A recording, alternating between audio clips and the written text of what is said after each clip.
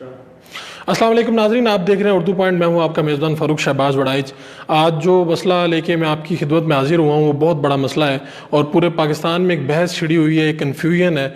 और वो कन्फ्यूजन क्या है कि हमारे जो दोस्त मुल्क है चीन, उसके हवाले से ये बहस है और ये मामलात हैं। मामला क्या है कि यहाँ पे कुछ चीनी लड़के आते हैं और यहाँ से लड़कियाँ जो हैं गरीब बेचारी, उनको बहला फुसला कर उनके साथ शादियाँ करते हैं, फिर उनको मुख्तलिफ़ जो घिनौने उनके हैं काम उस पर मजबूर करते हैं। और ये सिलसिला कई महीनों से चल रहा था, लेकिन अब ये सामने आया है मसला और लोग परेशान हैं। ख़ास तौर पे एक कम्युनिटी, क्रिश्चियन कम्युनिटी ज़्यादा शिकार है इस मसले का। इसमें मुस्लिम लोग भी शामिल हैं, लेकिन ज़्यादा शिकार जो हुई है वो क्रिश्चियन कम्युनिटी हुई है। और आज मेरे साथ मुतासा लड़की महक परवेज़ भी मौजूद हैं और सलीम इकबाल साहब भी मौजूद हैं जो ह्यूमन राइट्स एक्टिविस्ट हैं। मैं महक से स्टार्ट करूँगा। महक, मुझे ये बताएं कि आपको सबसे पहले ये रिश्ते की ऑफ़र कहाँ से हुई, कैसे हुई? ये हमारे रिलेटिव में शादी थी, तो वहाँ पे हम शादी पे गए थे। वहाँ पे ये सब चाइनीज़ थे, चाइनीज़ के साथ ही उसकी शादी थी जिसकी शादी पे गए। तो वहाँ पे इन्होंने मुझे पसंद किया। फिर जो आंस बट है उसने रिलेटिव में से हमारा नंबर लिया। तो फिर ऐसे कॉल की घर वालों को कि ऐसे चाइनीज़ का रिश्ता, हम आपके घर आना चाहते हैं इनको लेके। घर वालों ने मुझसे बात की, मैंने कहा आप आने दें, हम एक दफ़ा मिलना चाहते हैं। तो जब मिले तो फिर घर वालों ने पूछा कि ये क्रिश्चियन है, कोई फ्रॉड तो नहीं है। अंश ने बोला कि नहीं, कोई फ्रॉड नहीं है, अगर आपने किसी से पूछना है तो आप अपने रिश्तेदारों से पूछ सकते हैं। तो अंश ने फिर बताया कि ये लड़के ये काम करते हैं, अगर आप करना चाहें तो हमें ज़रूर बताइएगा। रिश्तेदारों से पूछा, उन्होंने बोला कि ठीक है आप कर सकते हैं, कोई फ्रॉड नहीं, हमने भी तो अपनी बेटियाँ दी हैं। फिर अंश ने हमें मेडिकल के लिए बुलाया और फिर इसने 2 दिन बाद बोला कि हम शादी करना चाहते हैं, नहीं तो चाइनीज़ चले जाएंगे। फिर चाइनीज़ नहीं आएंगे। 1 माह से पहले हमने शादी करनी है। 2 दिन के अंदर मेरी शादी हो चुकी थी। 2 दिन के अंदर? तो आपने, आपके घर वालों ने कहा नहीं कि इतनी जल्दी नहीं हम कर सकते? मतलब घर वालों ने बोला कि हम नेक्स्ट मंथ करेंगे, तो इतनी जल्दी हम अफोर्ड नहीं कर सकते। इसने बोला कि आप किसी चीज़ की भी टेंशन ना लें, हम खुद करेंगे, तो बस हमें एक बेटी चाहिए आपकी और कुछ नहीं। घर वालों ने ये भी सोचा कि यार इतनी जल्दी हम कैसे करें। तो अंश ने फिर बहुत कुछ बोला कि नहीं, आप हम सारा अफोर्ड करेंगे, आप हमें से बेटी दे देना। तो फिर घर वालों को मैंने बोला कि आप करने दें, कोई बात नहीं, मेरी जो भी हुआ मेरी अपनी मर्ज़ी से हुआ, कुछ भी नहीं, मेरे घर वालों ने ज़ोर ज़बरदस्ती नहीं की। आपके घर वालों ने ज़बरदस्ती नहीं की, लेकिन मुझे ये बताएं कि आप किस तरह मान गई? आपने लड़के को देखा? जी मैंने देखा है। मतलब जब मुझे देखने आए थे तो वो 3 लड़के लेके आया था। एक मेरा हस्बैंड था और 2 और थे। उन्होंने बोला कि आप इनमें से किसी को भी पसंद कर सकती हैं। एक एज में बहुत बड़ा था, एक को तो हमने बात ही नहीं की। एक जिसके साथ मेरी शादी हुई उसके बारे में उसने बताया। पहले उसने मुझसे पूछा कि तुम क्या करती हो? घर वालों ने बताया कि ये पार्लर का काम करती है, जॉब करती है। तो फिर साथ ही उसने बोला जी लड़के का कॉस्मेटिक का बिज़नेस है। तो उसकी टांग में थोड़ी प्रॉब्लम थी, वो चलने में मतलब उसे प्रॉब्लम होती थी। तो उसका जो लेफ़्ट हैंड था वो बिल्कुल मूव नहीं करता था। मुझे शादी के बाद पता चला। तो शादी के बाद जब मुझे पता चला तो मैंने उससे पूछा, मैंने कहा भाई इसके बाजू को क्या प्रॉब्लम है? उसने बोला ये ना कॉलेज में बॉक्सिंग करता था, तो ऐसे इसकी चोट लग गई, तो अभी इसका ट्रीटमेंट हो रहा है, ये ठीक हो जाएगा। बाद में मुझे लड़कियों ने बताया कि इसको फालिज का अटैक हुआ था, ये एक साइड से पैरालाइज, इसकी दिमाग की हालत भी ठीक नहीं है। अच्छा, मुझे ये बताएं, आप ख़ुद फैसलाबाद से हैं और आपको शादी के बाद फिर लाहौर आना पड़ा। लाहौर में उसने आपको कहाँ रखा और ये जो जिससे आपकी शादी हुई इसका क्या नाम था? मुझे उसका नाम तो नहीं आता क्योंकि उसका चाइनीज़ नेम था और बहुत मुश्किल। क्या कहते थे आप उसे? बुलाते तो होंगे, आप शादी हुई रखे हुए थे सबने। क्या? मैं अब क्या बताऊँ? नहीं, बता दें जो भी। उसकी हाइट बहुत लंबी थी, हम सब उसे लंबू बोलते थे। अच्छा जी फिर फर्ज कर लीजिए लंबू आप कहते थे। जी। तो ये रखा कहाँ पे था आप लोगों को? हमें इधर भट्टा चौक डिवाइन कितने गार्डन, लोग थे आप? वहाँ पे 8 लड़कियाँ थी एक ग्रुप में ठीक है। और बहुत सारे चाइनीज़ थे। 3 घर उन्होंने लिए हुए थे, एक 2 गलियाँ छोड़ के थे और एक गली में 2 घर थे। वहाँ वो करते क्या थे चाइनीज़ अगर 3 घर में? कुछ भी नहीं। नहीं, वहाँ का मामूल क्या था, होता क्या था वहाँ पे? शादी करने के लिए आए हुए थे। अच्छा। जैसे वो आज आए हैं तो शादी की, उन्होंने लड़की पसंद करनी, शादी करनी है, 1.5 माह के अंदर उन्होंने लड़की को लेके चले जाना। तो आप 1.5 माह वहाँ पर रही हैं? जी। 1.5 माह में वो आपका शोहर आपसे मिलता था, क्या बातें होती थी, किस तरह से बात होती थी? जब मेरी शादी हुई मुझे पता चला कि ये क्रिश्चियन ही नहीं है, क्योंकि हम क्रिश्चियन हैं, हम सुबह उठते हैं, खुदा का नाम लेते हैं, बाइबल पढ़ते हैं, पर उसको मैंने कभी देखा ही नहीं। जब मुझे पता चला मैंने उससे सवाल किया, उसको कुछ पता ही नहीं था। उसने बोला कि मुझे इतना पता है कि मैंने इस पर हाथ रख के तुम्हारे साथ शादी की है, मुझे इसके अलावा कुछ भी नहीं पता। क्रिश्चियन नहीं था वो? अच्छा, और आपके ऊपर कभी तशद्दुद भी किया उसने? जी, उसने 1-2 दफ़ा मुझे मारा भी। किस बात पे? मार्केट गए थे नाश्ते के लिए, तो मैंने उससे पैसे मांगे नाश्ते के लिए, उसने मुझे तब मारा और घर आके भी मारा।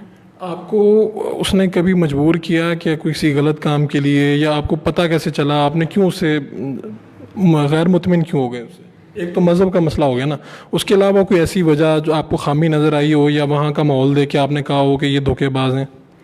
एक तो मुझे ना, मेरी जो चाइना में फ्रेंड्स थी उनसे मेरी बात हुई, उन्होंने बताया कि ये फ्रॉड कर रहे हैं, यहाँ पे मत आना, ये मारते हैं, अंडे खाने के लिए देते हैं और फोर्स करते हैं कि आप हमें जितना जल्दी हो सकता है बेबी दे, मेडिसिन खिलाते हैं और मिसयूज़ करने के लिए कोशिश करते हैं, नए नए लड़के घर लेके आते हैं।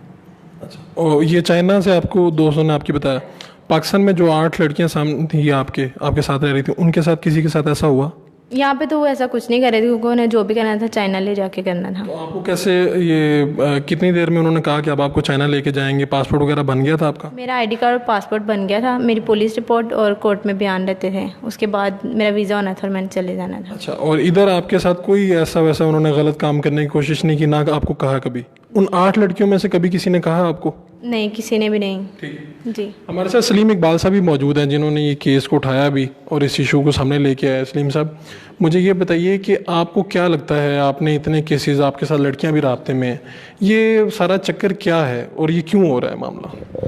Thank you very much brother. मामला इसमें ये है कि इस पे जो सबसे अहम चीज़ नज़र आई, उन्होंने सबसे पहले जो है गरीब घरों की जो लड़कियां उनको टारगेट किया। गरीब इलाकों में बैनर्स लगाए, अखबारात में इश्तहार दिए कि गरीब मुस्तहिक घरों की जो लड़कियां चाहिए, क्योंकि उन्हें पता था गरीब लोग हैं, इनकी जो मजबूरी है, ये पैसा है, तो इसका फ़ायदा उठाते हुए उन्होंने ये किया। लेकिन जब चाइना में लड़कियों के साथ बातचीत हुई, लड़कियों ने मेरे साथ रब्ता किया, उन्होंने कहा जी हमें यहाँ से आप वापस बुलाएँ।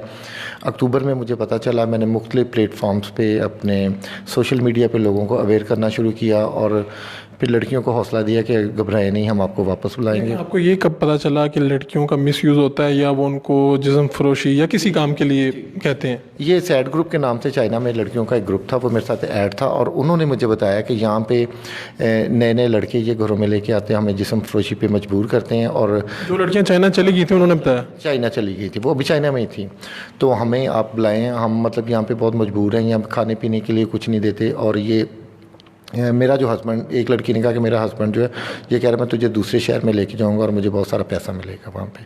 अच्छा, और यहाँ पर आपको लगता है ये ज़्यादा गरीब जो लोग हैं उनको निशाना बनाया गया? इस पूरे पीछे ग्रोह कौन है, कितने लोग हैं, और इसमें यकीनन आपकी कम्युनिटी के कुछ लोग भी शामिल होंगे? इसमें पास्टर साहबान जो नाम नहाद पास्टर्स जो हैं, मेन लाइन चर्च का इसमें किसी किस्म का कोई किरदार नहीं है। जो नाम नहाद पास्टर्स हैं उन्होंने ये पैसे के लालच में आके ये काम करना शुरू किया। कितने पैसे लेते हैं शादी करवाने के? 50,000 से 1 लाख रुपया रिश्ते का, और पादरी जो है वो निकाह करने का 1 लाख रुपया 50,000 में, जहाँ पे भी उनकी सेटलमेंट हो जाए, ये करते थे। और फिर कुछ मुस्लिम लोग हैं, जैसे रिटायर्ड DSP परवेज़ भट्ट का बेटा है अंस भट्ट, वो इस गैंग का सरगना था। और इस्लामाबाद में शिवाइंग, और अभी एक फ़ी है बंदा, वो भी काम कर रहा है। और जब लोगों को पता चलता है तो काफ़ी लोग इन्वॉल्व होते गए इसमें, क्योंकि इसमें बहुत ज़्यादा पैसा है। अभी तक जो कितने लोग पकड़े गए हैं इस गिरोह से मुतल्लिका? 25-30 के करीब पकड़े गए हैं। आपको ये लगता है कि ये सिर्फ और सिर्फ जो गरीब लड़कियां हैं उनको निशाना इसलिए बनाते थे कि गुर्बत, उनको क्या दिखाते थे, लालच क्या देते थे? चाइना लेके जाने का लालच था? बड़ी ज़बरदस्त अट्रैक्शन देते थे। जब रिश्ते के लिए जाते थे, मोबाइल फ़ोन पे बड़ी ज़बरदस्त कोठियाँ दिखानी, फैक्ट्रियाँ दिखानी, माँ बाप को कहना कि यहाँ पे CPAC के लिए आएँ, यहाँ पे फैक्ट्रियाँ लगेंगी, घर खरीदेंगे, उन घरों के और उन फैक्ट्रियों के मालिक आप होंगे, सारे रिश्तेदार आपके सेट हो जाएंगे, आप भी सेट हो जाएंगी। और लड़की जब वहाँ चली जाएगी, अगर आप कहेंगे तो वहाँ से आपको पैसा भी भेजती रहेगी।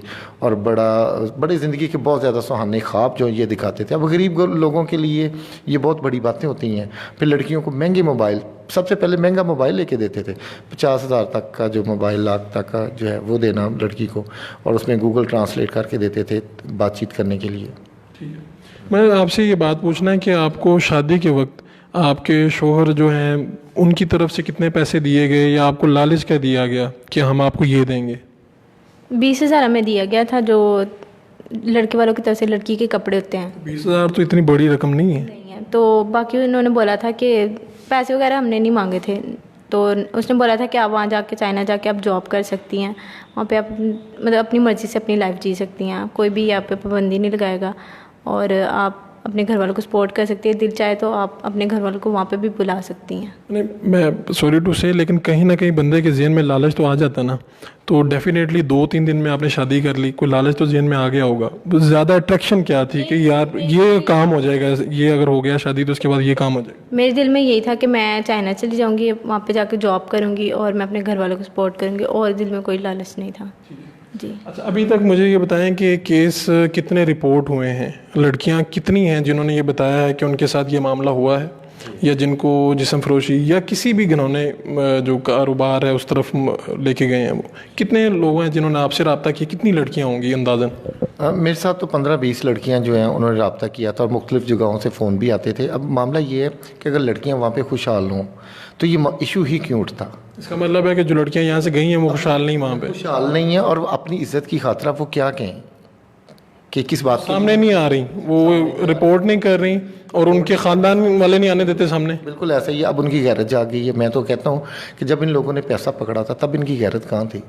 अब जिस ख़ानदान से भी बात करते हैं वो कहते जी हमने पैसे नहीं लिए, हमने। बहुत से केसेस ऐसे भी हैं जिसमें जो पास्टर साहबान हैं और जो बीच में दलाल थे वही पैसा खा गए, लड़की वालों तक पैसे आने नहीं दिए, और कई केसेस वालों ने सिर्फ ये सोचा कि चाइना चले जाएंगे। चले जाएंगे, और कई केसेस ऐसे भी बीच में आए हैं कि लड़की वालों से भी पैसे लिए, लड़के वालों से भी उन्होंने लिए हैं। अच्छा, ये भी हुआ कि लड़की और लड़के दोनों तरफ से पैसे ले लिए? इनको 20,000 दिया, बाकी उन्होंने कहा जी जैसे लड़की चाइना पहुंचेगी हम बाकी पैसे भी आपको दे दें। कितने पैसे का कहा गया था इन्हें?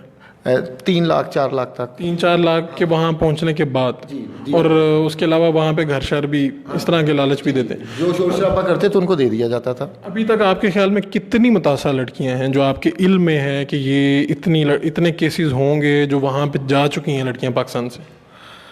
1000-1200 के करीब जो है शादियाँ हुई हैं। आज मुझे एक फ़ोन कॉल इस्लामाबाद से आई है, उन्होंने कहा जी इसके पास 250-300 निकाह है। इस्लामाबाद में कोई औरत है वो इन्वॉल्व है इस काम में। उन्होंने कहा जी इसके पास कोई 250-300 के करीब निकाह होंगे जिसने करवाई हैं, उसके पास मौजूद है। फिर समटाइम ये कि निकाह करके ये देते भी नहीं हैं, क्योंकि ये उनको पता होता है कि अगर इनको हम देंगे तो हमारे ऊपर कोई कार्रवाई ना करवा दे, क्योंकि निकाह में भी तो सारे जाली हैं ना इनके। सलीम साहब, मुझे ये बताएं कि आपको कहीं पे लगता नहीं कि कहीं पे किसी किस्म का कोई ग्रुप ऐसा है जो पाकिस्तान और चीन के ताल्लुकात को लेके ये कर रहा है कि ये बिल्कुल जो सारा कुछ है ये रियलिटी है? नहीं, कोई ग्रुप की ऐसी बात नहीं है। ये चंद लोग हैं जो ये पाकिस्तान और चाइना के ताल्लुकात ख़राब कर सकते हैं। हम बिलीव करते हैं कि हिमालय से ऊंची और समंदर से गहरी दोस्ती है हमारी, लेकिन ये चंद लोग हैं। मैंने शुरू में ही रोना शुरू कर दिया था कि ये इसकी वजह से देखें अब चाइनीज़ के 10-10, 12-12 गैंग जाते हैं। अपनी प्रेस कॉन्फ्रेंस में मैंने ये पॉइंट उठाया था कि खुदा ना करे अगर कोई दहशत गर्दी होगी तो कैसे हमारे ताल्लुकात किस तरीके से ख़राब होंगे। आपको लगता है कि ये तो सारी हकीकत है और ये सामने बिल्कुल रियलिटी है इन चीज़ों में कि लड़कियों को इस तरह मिसयूज़ किया जाता है, और यहाँ से इसे ह्यूमन स्मगलिंग भी आप कह सकते हैं कि यहाँ से लेके जाते हैं।